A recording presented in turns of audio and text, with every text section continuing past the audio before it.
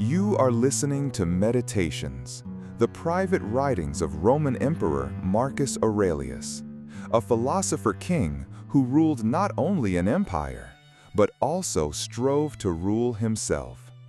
Marcus Aurelius Antoninus, born on the 26th of April in the year 121. His given name was Marcus Annius Verus, a child of nobility and a descendant, it is said, of Numa, the second king of Rome. So it was that the most religious of emperors came from the line of the most pious of early kings. His father, Annius Verus, held high office in Rome, and his grandfather, of the same name, was honored thrice as consul. Both of his parents died while Marcus was still young, yet he cherished their memory with deep love. Upon his father's death, the boy was adopted by his grandfather, the elder Annius Verus, and between them grew a bond of warmth and wisdom. On the very first page of his writings, Marcus speaks with quiet gratitude. From his grandfather, he learned to be gentle and meek, to restrain his temper, and to hold back the flame of anger. The Emperor Hadrian, who saw promise in the boy, called him not Verus, but Verissimus, the truest of the true. He granted Marcus the rank of knight at just 6 years old, and by 8 he had made him a member of the ancient Salian priesthood. Even his bloodline moved with destiny. His aunt, Annia Galeria Faustina, was married to Antoninus Pius, who would later become emperor himself. Antoninus had no son, and so he adopted Marcus, changing his name to the one history remembers, Marcus Aurelius Antoninus. He was betrothed to Antoninus's daughter, Faustina. His education was shaped with the utmost care. The finest teachers were summoned to Rome for him, and under their guidance, Marcus devoted himself to the strict, honest path of the Stoic philosophers. He was taught to dress simply, to live plainly, to reject softness and renounce luxury. And though his body was frail, his will was strong. He trained it with discipline, through wrestling, hunting, and long days in the open air. He once faced the wildest boars with fearless resolve. Still, he remained distant from the excesses of Roman society. At the time, the circus stirred the hearts of Rome. The chariot races consumed the city, each team flying the colors of red, blue, white, or green. And their followers were fanatical. Violence and corruption followed in their wake. But Marcus kept away from it all with solemn discipline. In the year 140, Marcus Aurelius rose to the rank of consul. By 145, he fulfilled his betrothal with marriage to Faustina. 2 years later, she gave birth to a daughter. And soon, further honors were bestowed upon him, the tribunate and imperial dignity. Thus began the long journey of the philosopher-emperor, the man who would write, not for glory, but for the soul. In the year 161, Antoninus Pius died. Marcus Aurelius assumed the imperial throne. He did not take it alone. He immediately shared power with Lucius Saonius Commodus, renamed Lucius Verus, adopted, like Marcus, by Antoninus himself. Together, they were to rule, the elder guiding the younger. But peace was not to last. War soon rose on every side. In the east, King Vologesus III of Parthia launched a revolt long in the making. A Roman legion was wiped out, and Syria was under siege.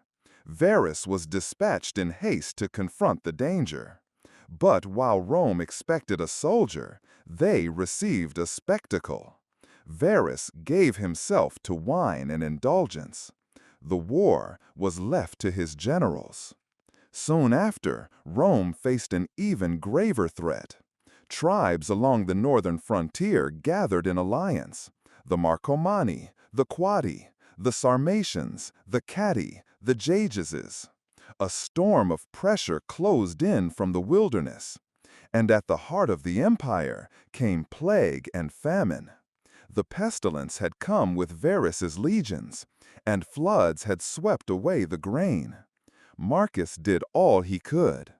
Even the imperial jewels were sold to raise funds to feed the people. Then he went to war. Both emperors marched north to face the barbarian horde, a struggle that would endure through the rest of Marcus's life. In 169, Lucius Verus died. Marcus pressed on alone. We cannot follow each battle in detail, but one thing is clear: Rome prevailed. And much of the victory was due to Marcus Aurelius himself.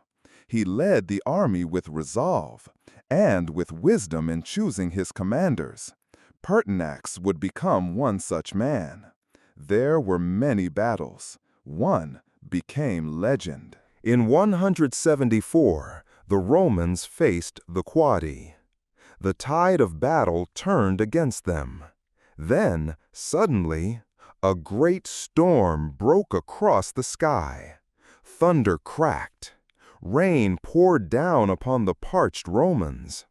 Lightning struck fear into the enemy ranks. The barbarians turned and fled. Later, it was said the storm came in answer to the prayers of Christian soldiers in the legion, and so it was called the Thundering Legion. Though the name predates this tale, the story lived on, carved in stone on the Antonine Column in Rome. But no sooner had one war ended than another began. In the east, a new danger stirred. Avidius Cassius, a famed general from the Parthian campaigns, plotted a rebellion. Believing Marcus was dead, he proclaimed himself emperor. Marcus was alive and deeply grieved. He longed to avoid civil war. He spoke no harsh word of Cassius, but hoped only to grant him pardon. Before Marcus could reach the east, Cassius was slain by his own men. The emperor rejected the severed head brought to him. He would not even meet the murderers. But sorrow followed him. On this same journey, his wife, Faustina, died. And upon returning to Rome, Marcus held a solemn triumph. Then he returned to the battlefield, to Germany, to duty. His campaign was victorious, but the years of hardship, the wars, the grief, the weight of empire had worn him down. His health, never strong, gave way. And on the 17th of March, 180, Marcus Aurelius died in Pannonia. He left behind a broken household. Faustina had borne him many children, and he loved them dearly. But they passed, one by one. At his death, only one remained, Commodus, weak, unworthy. Commodus became emperor, and in mere months he undid the careful peace his father had won. In 12 years, his cruelty would earn him a reputation of blood and madness. History, too, whispered of Faustina. Scandal accused her of betrayal, of intrigue with Cassius. But no firm evidence survives.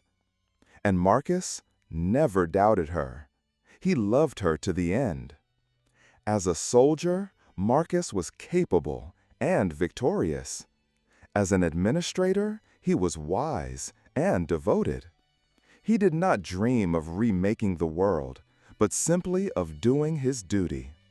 He aimed to root out corruption and to hold justice above all else. He made laws to protect the weak. He gave comfort to the fatherless. He funded orphanages. He sent aid to suffering provinces. He upheld the dignity of Rome with quiet strength. And yet, the darkest shadow upon his name remains: the persecution of the Christians.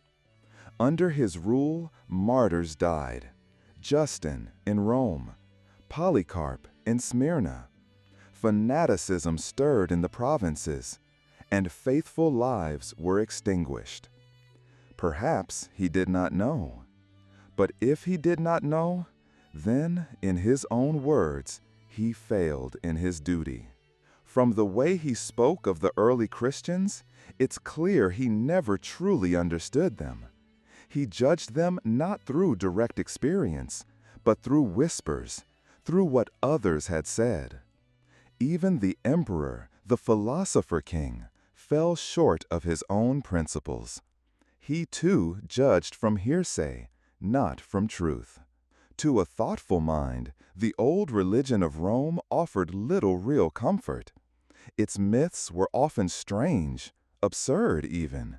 Its gods, petty, vengeful, far from moral. Worship in Rome was not about virtue. It was a transaction. Men brought offerings, spoke the prayers, performed the rituals. And in return, they expected protection, luck, favor. But right and wrong, goodness, they had little place in the equation. Perhaps that is why the new faith seemed so radical, why it threatened the old order. It asked not for sacrifice, but for change, not for ritual, but for truth. And so, as had happened in Greece, the sincere, the searching, turned to philosophy. Under the early empire, two great schools emerged, two voices speaking to the soul: Stoicism and Epicureanism. Their goals, on the surface, were much the same. The Stoics sought apatheia, a freedom from the tyranny of emotion. The Epicureans pursued ataraxia, a calm, undisturbed peace. Yet history remembers them differently. Stoicism became the name for inner strength and quiet resilience. Epicureanism for indulgence and pleasure without limits.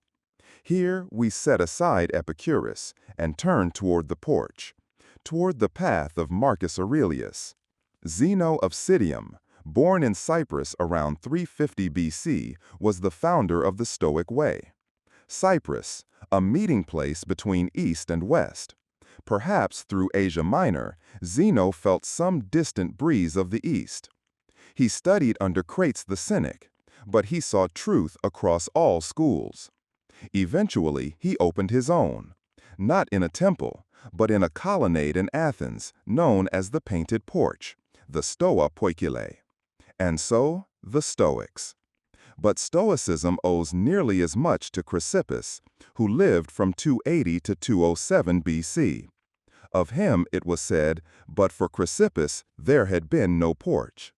He shaped Stoicism into a system.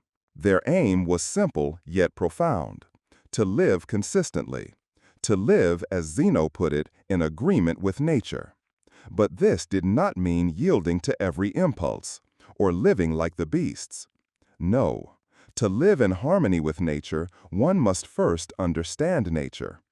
And so Stoic philosophy was divided into three parts: physics, to explore the laws of the universe; divine order, the logic of creation; logic, to discipline the mind, to separate truth from illusion; and ethics, to bring that knowledge into the choices of daily life. Their physics taught materialism, but with a soul. They rejected Plato's idea of immaterial forms. To the Stoics, only the material world truly existed. Yet, within all matter lived a divine fire, a rational spirit, a force that shaped and animated all things, called by many names: fire, ether, soul, reason, logos, the ruling principle. In this belief, the world was one body, and God was not apart from it, but within it. The universe, then, is God. And the gods of the people, those figures of myth and legend, are but manifestations, shadows of the divine. The stories, allegories, symbols of a truth beyond their form. The soul of man is not separate. It is an emanation, a fragment of that same divine spirit. One day, it returns to the source from which it came. This divine order, the ruling principle, guides all things to their purpose. It weaves the fabric of the cosmos, not for our good alone, but for the good of the whole. To live in harmony with this design, to work willingly with God, that is the highest calling of man. And for the Stoic, this is what it means to live in accordance with nature. In the individual, virtue is what makes this harmony possible. As providence governs the universe, so too must virtue govern the soul.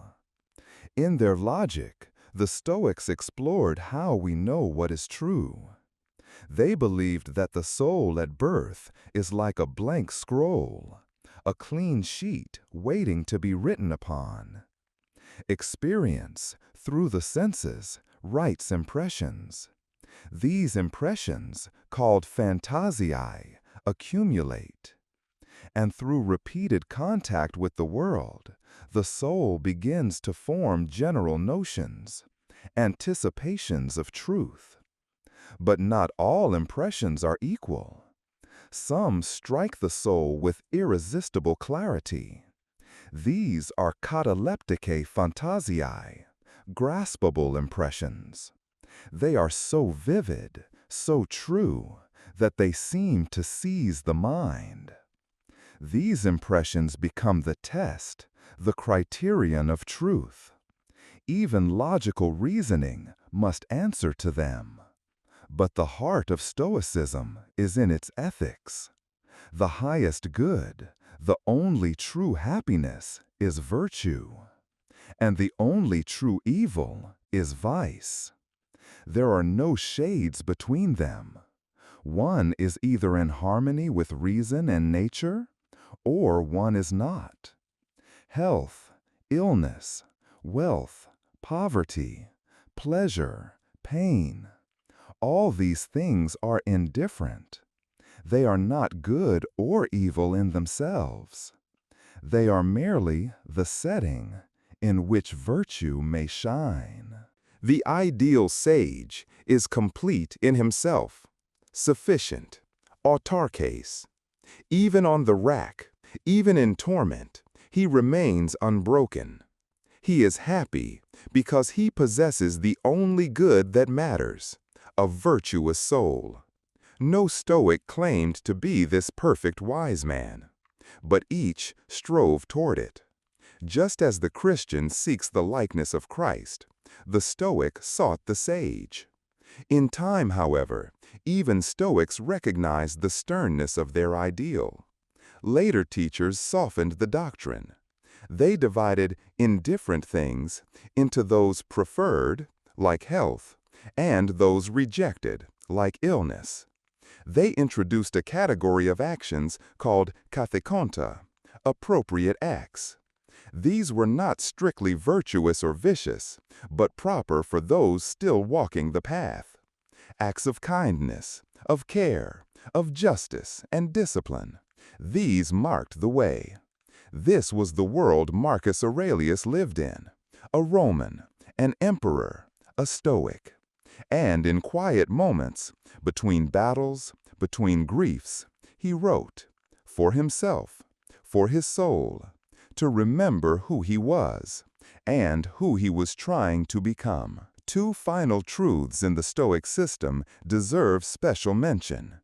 The first is the careful distinction between what lies within our power and what does not. Desire and aversion, judgment and affection, these dwell within the command of our will. But health, wealth, reputation, these lie mostly outside our control. The Stoic must rule himself. He is called to mastery of desire, to command of thought and passion, to govern his life through reason, just as the universe is governed by divine providence. This ideal echoed the Greek virtue of soprosine, moderation, and it found new life later in the ethics of the Christian world. The second great truth is the unity of the universe. The Stoic is not merely a man of Rome, but a citizen of cosmos. He belongs to a great whole.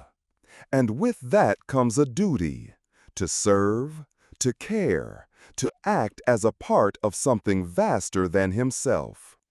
Public spirit, once the soul of the ancient world, here becomes cosmopolitan. It crosses borders. It becomes universal. This too would find a mirror in Christian teaching. A fellowship where there is no Greek nor Jew, no bond nor free, but only fellow workers with God. Such was the philosophy beneath the pages of Marcus Aurelius. And yet, we do not turn to Meditations as students looking for doctrine. Marcus was no teacher of a school, no builder of theories. He never meant us to read these words at all. His writings were private, a quiet conversation with his own soul. Not a quest for wisdom, but a search for strength. Not a lecture, but a prayer. The harshness of Zeno, the logic of Chrysippus, all softened and reshaped in him. Marcus Aurelius was reverent, tolerant, gentle, and honest. He held fast to the Stoic way, but infused it with longing, with grace. His philosophy was not merely discipline, but devotion.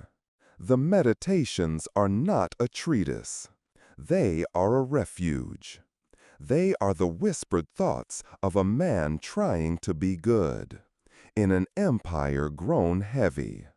They are reminders to himself, how to endure, how to lead, how to live, how to carry the weight and not let it crush the soul. Yet one great difference remains. The imitation is written for others, the Meditations for the author alone. From imitation, we learn little of its writer. From Meditations, we come to know the emperor's soul. These are not sermons, not even confessions. Confessions carry performance. They seek an audience, even if it be only God. But Marcus never plays a part. He extenuates nothing, yet nothing is set down in malice. There is no vanity in these pages, only sincerity. And through them, a lofty, serene spirit unfolds before us. He is not a man struggling with vulgar vice. There are no chains he strives to break. The faults he sees in himself are the ones most men would never see at all. His aim is to serve the divine spark within, to keep it pure, free from violent emotion, from vanity, from discontent, to remain unspotted by pleasure, undaunted by pain, to be always courteous, always considerate. Whatsoever any man does or says, thou must be good. The offender is to be pitied, not hated, corrected, but with gentleness, and always, always open to learn something better. The best kind of revenge, he writes, is not to become like unto them. These thoughts, it seems, came in the wake of real moments. Forgiveness not imagined, but practiced. Perhaps he has fallen short, and so sets down these maxims to steady his soul again. And they are no idle words. When Avidius Cassius rose in rebellion, Marcus showed the world his deepest principle, that evil must be overcome with good. Even to the unthankful, nature has given an antidote: goodness, meekness. He was gentle to his enemies and generous to his friends. In the very first book of Meditations, he offers thanks to his grandfather for gentleness of spirit, to his father for courage and decency, to his mother for reverence, charity, and simplicity, to his teacher Rusticus for showing him that his life still needed reform, to Apollonius for calm, freedom, gratitude, and love of truth. To each, he owed something. To none did he think evil. Thus, in these quiet pages, we see a man not made holy by miracles, but made noble by effort, not beyond struggle, but faithful within it, not seeking glory, but goodness. These are the meditations of Marcus Aurelius, a man who ruled the world and still sought to rule his soul. If Marcus Aurelius held in his heart something close to the Christian ideal of virtue, then it is all the more remarkable because he lacked the faith that makes Christians strong. He could say, either there is a God, and then all is well. Or, if all things go by chance, yet mayest thou use thine own providence in the things that concern thee. In another place he writes, we must needs grant that there is a nature which governs the universe. But as for himself, his place in that vast scheme feels small. He speaks of no personal reward beyond this life, only a serenity of soul, attained here and now. O my soul, he writes, the time will come when thou shalt be good, simple, more visible than the body that encloses thee. But this is not a vision of heaven. It is a hope for calm, for stillness, for purity in the present. The world, its fame, its riches, all is vanity. The gods, if they care at all, care for the universe, not for Marcus in particular. And this he accepts. His gods at least are better than the gods of older Stoics, who sat aloof and cold. But still, his hope is faint. He rarely speaks of death with any promise, no mention of reward, no reunion of souls. At most, he trusts that nothing is ever destroyed. Perhaps his soul, like a drop, will return to the sea of the universe. And yet, though he believed this, he must have felt at times how little comfort it brings. He says, thou hast taken ship, thou hast sailed, thou art come to land. Go out. If to another life, there too shalt thou find the gods. That does not sound like cold theory.